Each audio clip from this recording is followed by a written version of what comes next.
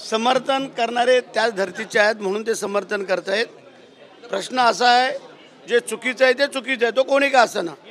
आणि कुणाल कामरांनी जे काय वक्तव्य केलेलं आहे ते अत्यंत आक्षेपार्ह वक्तव्य आहे, त्याचा आम्ही जाहीर निषेध करतो।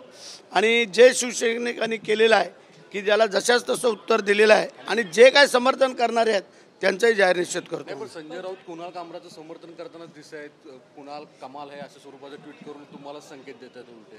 आम्ही ते संकेत स्वीकारतोय, आम्ही काय घाबरतोय काय त्या संजय राऊतला।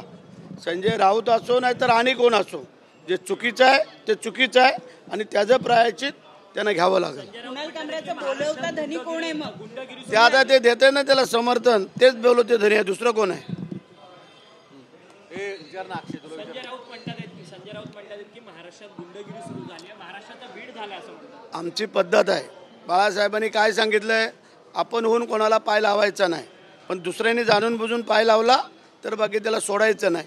ती वृत्ती आम्ही अवलंबणार, कारण आम्ही काय बोललो का? आम्ही पहिलं कोणाचं नाव घेतलं का? आम्ही काय चुकीचं बोललो का? मग जर आमच्या नेत्यांच्याबद्दल असं जर वक्तव्य जर कोण करत असेल तो कोणी का असना, त्याला बाप म्हणून आम्ही सोडणार नाही। सरकारनं कायदा सुव्यवस्था हाती घेतली, गाडीचा कायद्याचा काय प्रश्न आलाय? तुम्ही जर आमचं चुकीचं वस्त्रहरण करायचा प्रयत्न कराल तर आम्ही ते करून देणार, जे काय त्याला जशाच तसं उत्तर देऊ आणि त्याला आम्ही दाखवून देऊ। तुमचंच आहे सरकार असलं तर काय आलं, सरकारमध्ये असलं तर काय कोणावरती कोणी असे आक्षेपार्ह वक्तव्य करायचं का?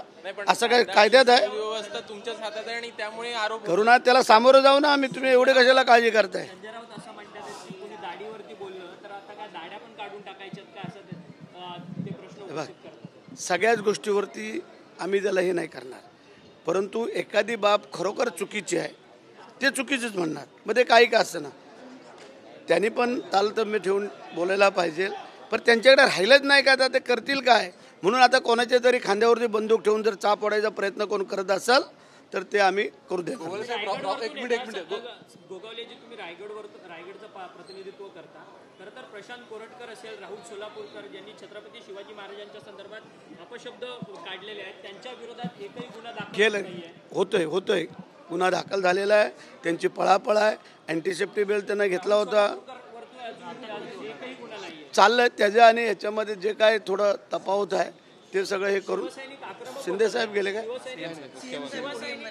शिवसैनिक शिंदेच्या विरोधात एक शब्द काढला म्हणून एवढे आक्रमक होतात ते, मग राहुल सोलापूरकर, प्रशांत कोरटकर वरती एवढे आक्रमक का होत झाले ना? आक्रमक झालंय, सगळं झालंय, कायद्याने चालू आहे, ते पळापळी करताय, ते सगळं झालेलं आहे। त्याला आणि ह्याला जुळवाजुळव करू नका।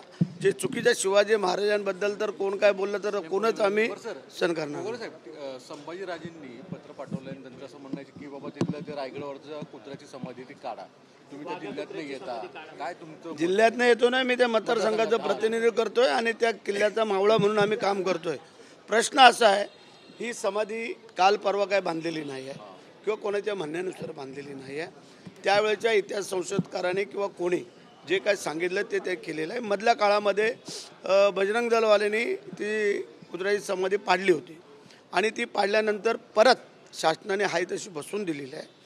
व्यवस्थित त्याचा विचार करून पुढचं पावलं टाकावी की जेणेकरून कोणाच्या भावना दुखवतील। एखादा असा पाळीव प्राणी प्रामाणिक असतो आणि त्यावेळेचा इतिहास त्या लोकांनी सांगितला, लिहिला गेला आणि म्हणून करता तिथं त्यांची समाधी बसवली। त्याच्यामध्ये व्यवस्थित तपासून घेऊन पुढचा निर्णय करू। रायगडच्या पालकमंत्री पदाच्या संदर्भात महत्त्वाचा प्रश्न आहे। 2 दिवस उरलेत अवघे अधिवेशनामधले, तुम्ही पहिल्या अधिवेशनाच्या पहिल्या दिवशी म्हटलात की या अधिवेशनामध्ये पालकमंत्री कोण असणार जाहीर होईल, परंतु शेवटपर्यंत अजूनपर्यंत पालकमंत्री कोण असणार ते आता मुख्यमंत्री तिकडे आलेत बघ, त्या लोकांना विचारता। स्नेहल जगताप तुमच्या मतदारसंघामध्ये राष्ट्रवादीत जात आहेत अशी जोरदार चर्चा आहे। होय, कारण आता नीतिमत्ता ही कोणाकडे काय राहिलेली नाही आहे, कारण 4 महिने निवडणुकीला झाले नाहीत तर लगेच अदलाबदल चालू आहे। त्यामुळे त्या जरी गेल्या कुठेही तरी आम्हाला काय फरक पडत नाही, कारण ही 4थी वेळ त्यांच्या घराण्याला आम्ही हरवायची। त्याच्या वडिलांना 3 वेळेला आम्ही हरवलं आणि हिला 4थ्या वेळेला हरवलं, त्यामुळे ते प्रयत्नात आहेत, परंतु त्या प्रयत्नाला माझ्या मतदारसंघामध्ये यश होऊ शकत नाही, हे आज आम्ही जाहीर सांगतो। मतदारसंघामध्ये भाजप कुठेतरी आपली ताकद वाढवतोय का? म्हणजे नाही,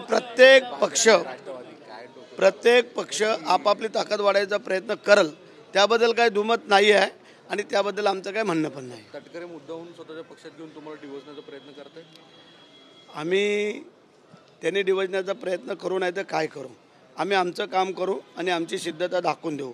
ज्या वेळेला आम्ही काम करतोय हे लोकांना पटते म्हणून लोकांनी आम्हाला 4-4 वेळेला निवडून दिलं.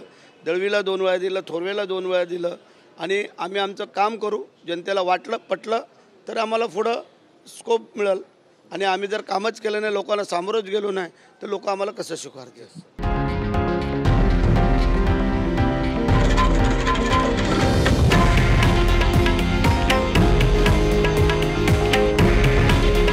हे आहे देशातील नंबर 1 न्यूज नेटवर्क आणि आपण पाहत आहात TV9 मराठी. काळजी तुमची, हित महाराष्ट्राचं.